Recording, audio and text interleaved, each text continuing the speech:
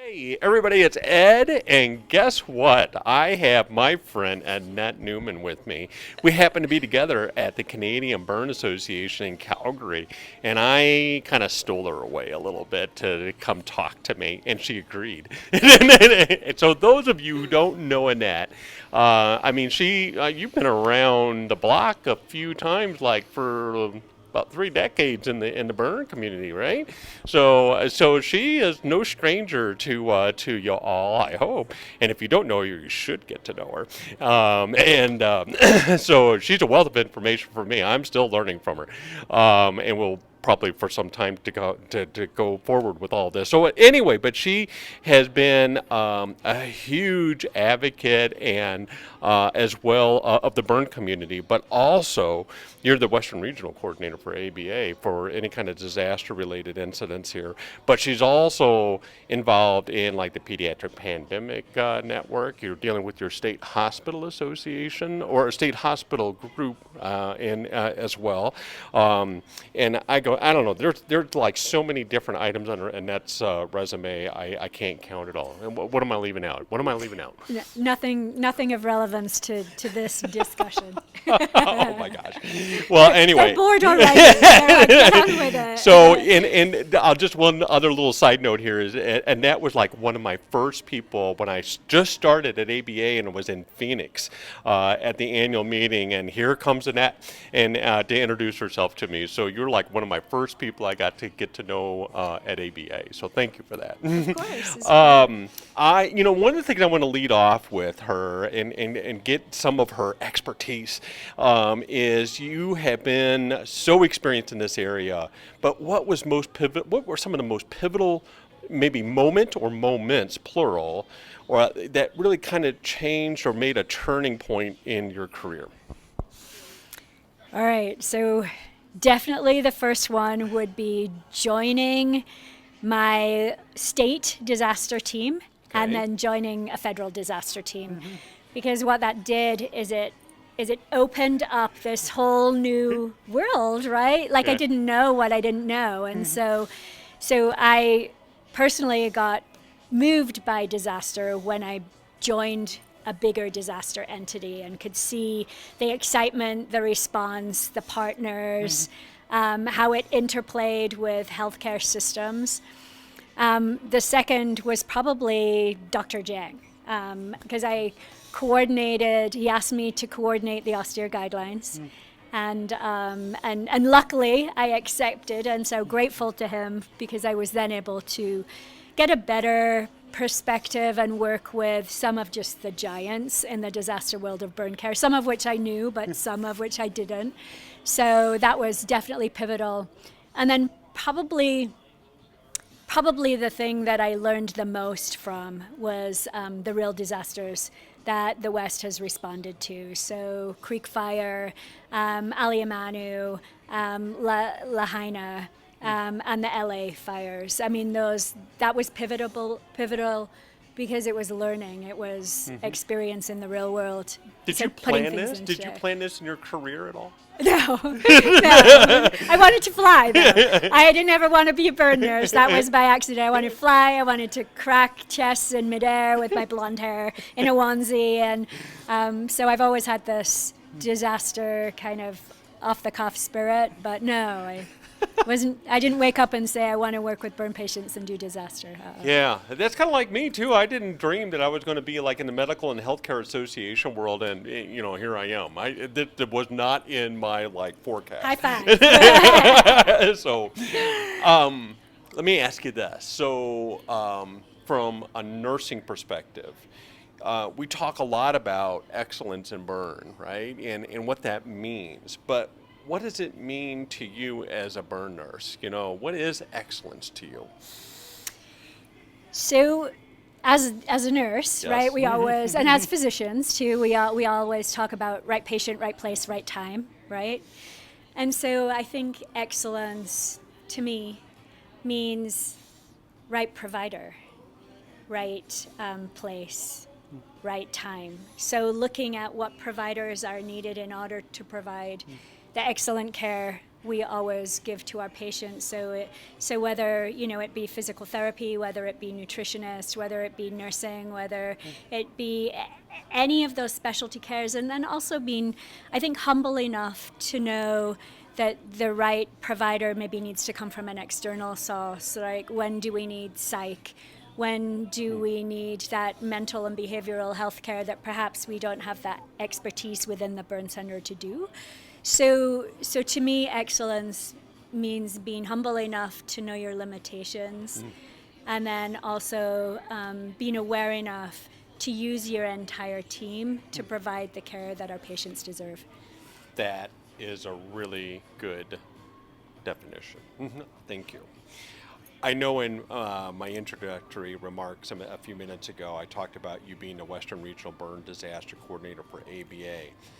I'm going to take a leap of faith that most people probably like, well, what does that mean? So tell us a little bit about the responsibilities and the kind of the day-to-day or week-to-week or month-to-month role. What is that? What do you do? Oh, man. This is my favorite. Although some people that are going to listen to this are going to be like, that's terrible. Everybody I never want to do that. So I carry my phone everywhere. It's always on.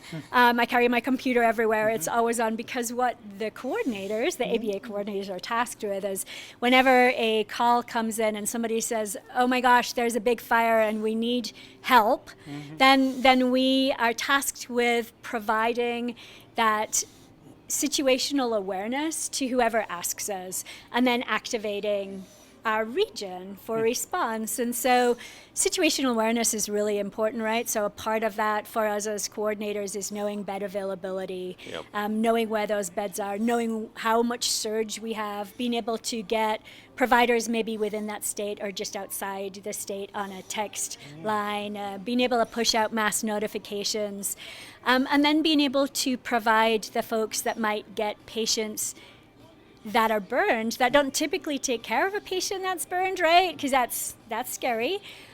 Provide resources to them. So being able to coordinate all of that, in addition to, if been asked, we're an additional tool in the toolkit. We certainly don't overtake any of those swim lanes that occur within the local or the state jurisdictions, but being able to assist in the coordination to ensure that the right patient gets to the right place at the right time, that the right subject matter experts are brought in, that if feasible, telemedicine is available to help our colleagues that are not really used to estimating total body surface area, be able to estimate total body surface area and provide fluid amounts. So we're tasked with that, but the main thing, I think, is situational awareness, right?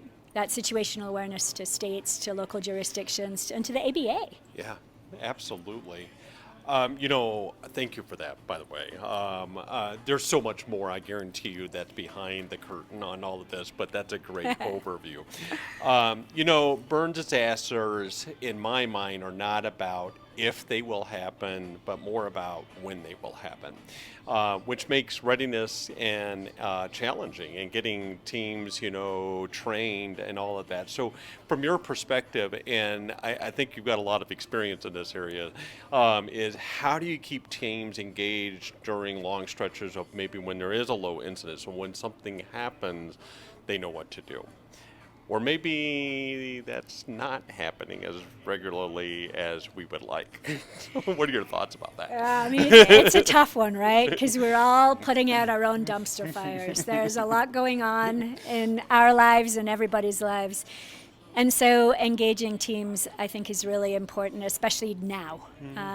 And so one of the things I think is important is to ensure that people know they're a crucial part of the team. They're the puzzle that makes the jigsaw work.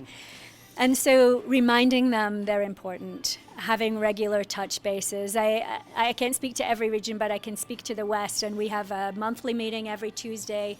It's open invite. We have people from other places join too. I guess the thing for folks to know is disaster world is not a super secret society, right? It's not like you can be engaged and connected and know what's going on. And that's really important because our teams are involved in our strategic planning, in the resources that come out, and they provide a voice for that. And the teams aren't just burn. Like we have our public health, and we have our trauma guys that are on there too. And so that diverse voice of engagement for the cause, which is our patient. And patient care in a disaster is really important. That's thank you for that. I'm going to do one final question here because I could keep going on and on and on here. I can guarantee you that. From your vantage point and your experience that you've accumulated, what are some of the gaps that you think still remain in burn or disaster readiness that deserve more attention or research going forward? How would you answer that question? Well, so because 2025 is still fresh in my mind, I know that there were folks after the Aliamanu incident in Hawaii that didn't even know the Western Region Burn Disaster Consortium existed, or the ABA disaster regions existed more broadly, right? And so I think the gap is we need to ensure that folks are aware that we're a resource, that Kathy in the East and Mark and Carl and all of us, right, and Danielle in Canada, that we are there to help. We're not there to take over from anyone. We are there to assist if we're needed and called on. And so I think in my mind the gap is we need to ensure that people are aware that the ABA disaster regions are a thing, that they do exist, that they do have some value, they can bring some situational awareness, and they can really help in a chaotic situation take one more thing off the chaos plate. Yeah, thank you for that. Annette, honestly, I could keep going on here with you today, but thank you for giving us just a few minutes of your time and your expertise and your perspective on so many things. If you haven't ever got to know Annette, I would strongly encourage you to reach out and get to know Annette. She's not a shy person. So thank you for lending a little bit of time.